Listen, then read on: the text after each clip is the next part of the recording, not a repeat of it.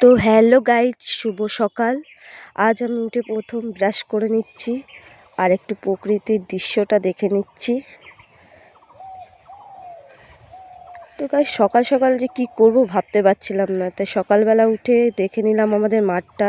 আর ওই যে কাকিমাটা যাচ্ছে, তিনি কিছু শাক তুলতে এসেছিলো। উনি বলে এই শাকটা দিয়ে ওষুধ বানাবে। তো আমিও দেখতে আসলাম কি শাক তুলতে এসছে।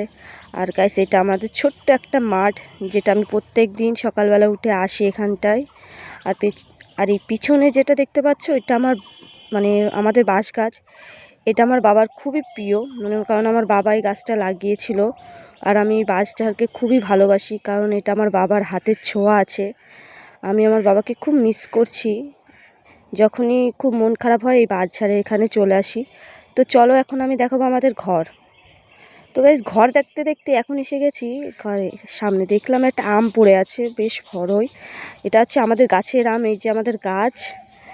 তো এটা আমার গাছটার আমটা। এখন চলো একটু ঘরটা দেখিয়ে দিই আমাদের। গাইস, এটা হচ্ছে আমাদের ঘর, যেটা একটা কমপ্লিট হয়েছে ঘরটা। দেখতেই পাচ্ছ কত বড় রুম। আর এটা হচ্ছে জানলা, যেটা দিয়ে আমরা প্রকৃতির দৃশ্য দেখব।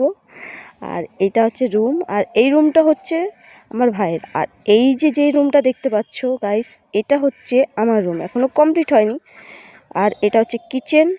আর ওই দিকটায় হবে হচ্ছে পায়খানা, বাথরুম, আর হচ্ছে সিঁড়ি। আর এটা হচ্ছে আমার রুম গাইস। আজকের জন্য এইটুক। আর যাওয়ার সময় বললাম আমটা কে খাবে, চলে এসো। Bye bye.